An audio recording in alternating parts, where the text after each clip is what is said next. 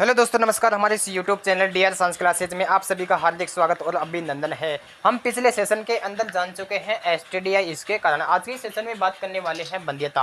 यानी कि वंध्यता क्या होती है, कि मनुष्य में संतान उत्पन्न करने का अभाव ही क्या कहलाता है, वंध्यता कहलाता है। यानी कि मनुष्य में स्त्री भी हो सकती है, मादा भी हो सकती है, इन दोनों में से संतान उत्पन्न करने का अभाव ही क्या कहलाता है, वंध्यता कहलाता है। हम इसको की पॉइंट के माध्यम से बोर्ड पे ऐड करते जाएंगे तथा बिल्कुल बारीकी के साथ में अध्ययन करने वाले हैं, तो प्लीज हमारे साथ बने रहें। ठीक है। मनुष्य में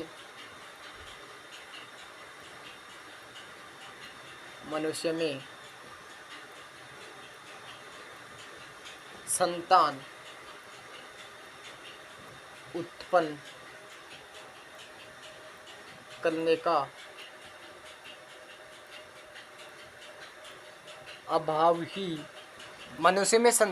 करने का अभाव ही क्या कहलाता है, वंध्यता कहलाता है। ये स्त्री व नर दोनों हो सकते हैं, इसलिए स्त्री को दोष नहीं देना चाहिए। हमारे समाज में कुछ ऐसे प्रथाएं चलती हैं या कुछ ऐसे अंधविश्वास चलते हैं जो स्त्रियों को ही क्या कहते हैं, दोष देते हैं। यानी कि वंध्यता, यानी कि ऐसे कहा जाता है कि इस स्त्री में या इस औरत में इसमें ही कमी है संतान उत्पन्न करने की। नहीं, ये स्त्री भी हो सकती है, ये नर भी हो सकता है। ये जरूरी थोड़ी है कि स्त्री होगी, नर भी तो हो सकता है। ठीक है। तो स्त्री एवं जो नर है वो दोनों हो सकते हैं। ठीक है। तो इसलिए स्त्री को ही दोष नहीं देना चाहिए। ठीक है। वंध्यता हो जाती है। अब अगली बात करने वाले हैं कि एक जो विधि होती है या एक टेक्नोलॉजी है, उसकी बात करने वाले हैं कि जो हमारा जो अगला टॉपिक आता है इसी से रिलेटेड, वंध्यता से रिलेटेड ही एक हमारा अगला टॉपिक आता है, ART। अब ART क्या होता है सर? बिल्कुल, ART का फुल फॉर्म होता है असिस्टेड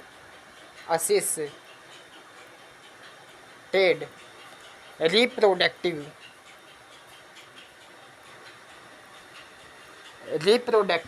टेक्नोलॉजी।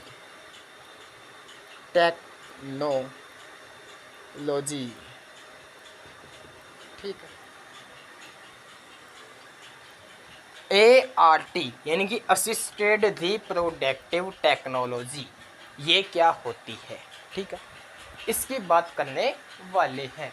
यानी कि जो बंध्य स्त्रियां होती हैं उनको बच्चा उत्पन्न करने की क्षमता उत्पन्न करना या उनको बच्चा प्राप्त करने की जो विधि होती है वो क्या कहलाती है, ART कहलाती है, असिस्टेड रिप्रोडक्टिव टेक्नोलॉजी कहलाती है।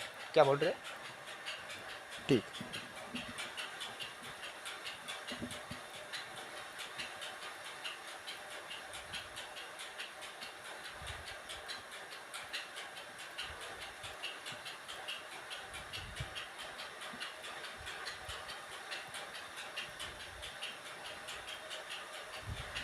हाँ, ART कहलाती है। ठीक है, असिस्टेड रिप्रोडक्टिव टेक्नोलॉजी, यानी कि असिस्टेड रिप्रोडक्टिव टेक्नोलॉजी यानी कि सहायक जनन प्रौद्योगिकी। आप यहाँ हिंदी में भी लिख लीजिए, सहायक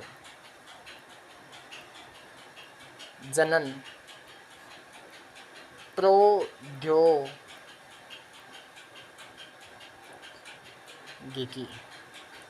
ये होता क्या है, मैंने आपको बताया कि जो बंध्य, ये ऐसी तकनीक है जो बंध्य दंपति को बच्चा उत्पन्न करने की या बच्चा पैदा करने की क्षमता प्रदान करती है, वो क्या कहलाती है, ART कहलाती है।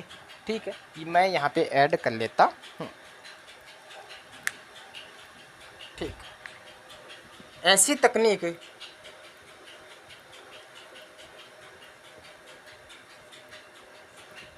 तकनीक जो बंधे दंपतियों को बच्चा पैदा करने की क्षमता उत्पन्न करती है, वो क्या कहलाती है? ART कहलाती है। अब ART कई प्रकार की हो सकती है। ART निम्न प्रकार की होती है, ठीक है। ART निम्न प्रकार की होती है, ठीक है। एक होता है IVF, intra vitro fail transfer, यानी कि फेलोपियन ट्यूब, यानी कि ART निम्न प्रकार की हो सकती है। मैं इसको ऊपर टाइप करने वाला हूँ, तब तक के लिए आप इसका स्क्रीनशॉट ले सकते हैं या आप इसको कीबोर्ड ऐड कर सकते हैं।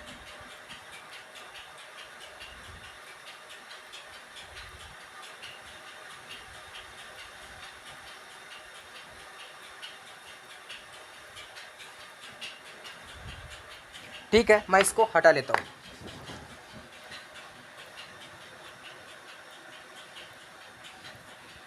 इसमें जो पहली विधि थी हमारी क्या थी?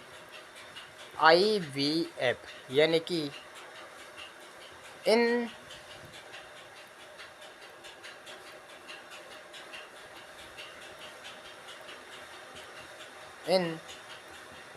विट्रो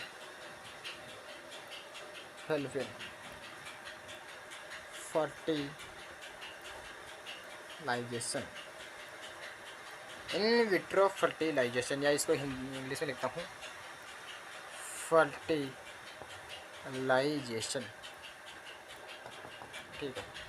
इन विट्रो फर्टिलाइजेशन यानी कि पात्रे निषेचन क्या होता है, या इसको हम पात्रे निषेचन भी बोल सकते हैं। पात्रे निषेचन यानी कि पात्रे निषेचन भी बोल सकते हैं IVF, इन विट्रो फर्टिलाइजेशन या पात्रे निषेचन। ये इन विट्रो फर्टिलाइजेशन या पात्रे निषेचन होता क्या है, मैं आपको बताता हूँ। यानी कि जो दंपति होती है या मादा होती है, मादा के शरीर के लगभग भीतर या कुछ परिस्थितियों में लगभग बाहर, मादा के शरीर से बाहर, मादा शरीर के बाहर या विभिन्न परिस्थितियों में मादा शरीर के लगभग भीतर की ओर होने वाली जो निषेचन होता है वो क्या कहलाता है? पात्रे निषेचन कहलाता है। मादा शरीर के बाहर या लगभग अंदर होने वाले निषेचन को ही क्या कहते हैं? पात्रे निषेचन कहते हैं, ठीक है। मादा शरीर के बाहर लगभग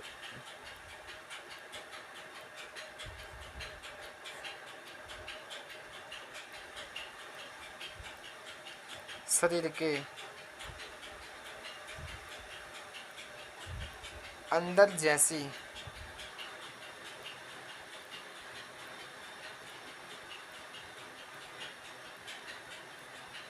परिस्थितियों में होने वाले निषेचन को क्या कहते हैं? IVF कहते हैं।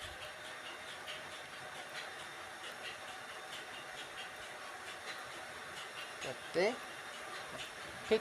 अब अगली बात आती है, एक आता है भ्रूण स्थानांतरण।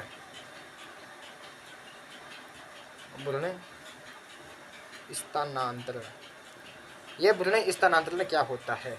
यानी कि पात्रे निषेचन के द्वारा जो बना, पात्रे निषेचन के बाद में जो बनता है कोशिकीय भ्रूण, उस भ्रूण को, यानी कि पात्रे निषेचन के बनने वाले के बाद में जो बनने वाली जो उस भ्रूण को मादा के शरीर के यानी कि गर्भाशय में या फैलोपियन ट्यूब में पहुंचाने की जो प्रक्रिया होती है वो क्या कहलाती है? भ्रूण स्थानांतरण कहलाती है। यानी कि भ्रूण को मादा के गर्भाशय या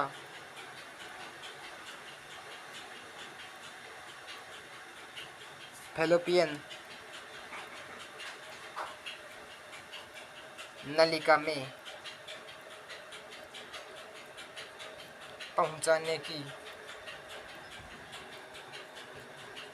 प्रक्रिया क्या कहलाती है? भ्रूण स्थानांतरण कहलाती है।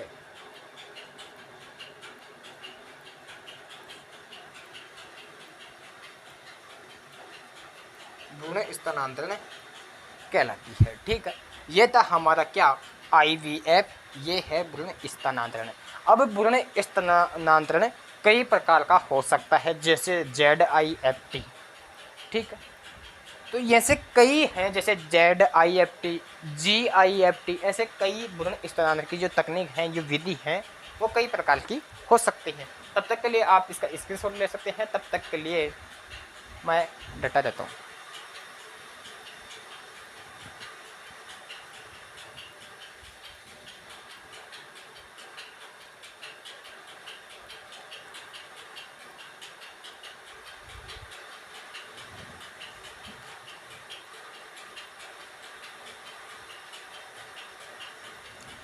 ठीक है, मैं इसको हटा लेता हूँ।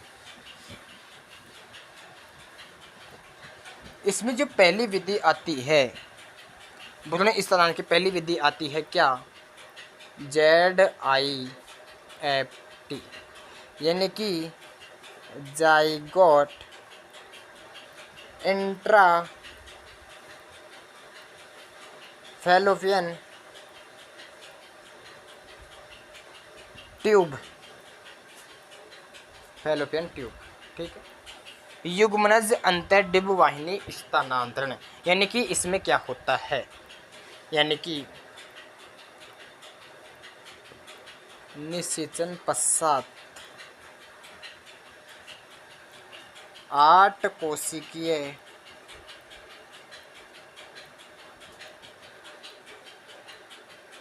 भ्रूण को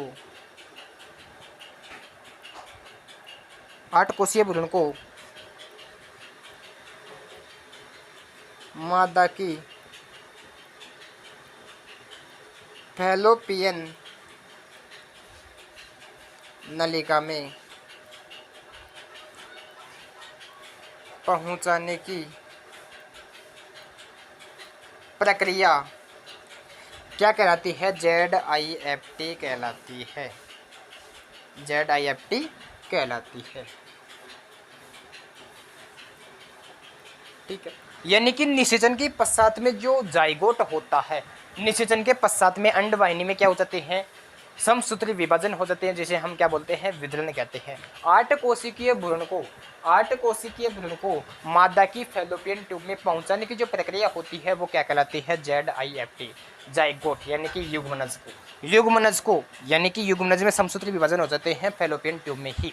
ठीक है, अब इस युग्मनज को मादा की फैलोपियन ट्यूब में पहुंचाने की जो प्रक्रिया होती है, वो क्या कहलाती है? ZIFT। इसी प्रकार एक अन्य विधि आती है हमारी सेकंड, वो आती है IUT, इंट्रा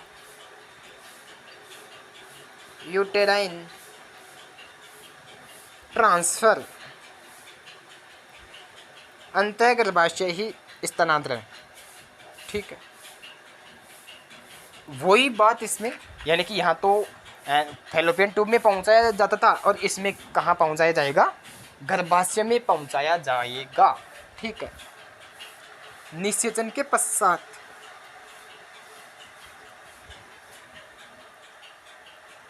बने युग्मनज को,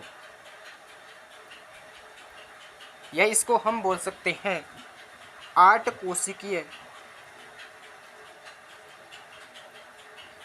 भ्रूण को किसमें?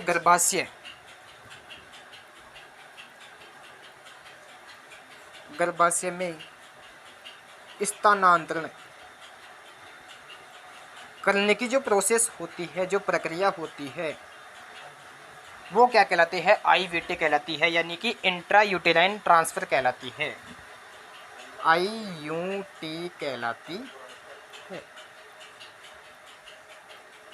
ठीक है, ये था हमारा ART की जो दो विधियाँ होती हैं, ZIFT, एक होता है IUT, और इसी प्रकार एक आती है GIFT। ठीक है, तो दोस्तों आज के सेशन में इतना ही, मिलते हैं कल के सेशन में, तब तक के लिए बने रहिए। जय हिंद, जय भारत।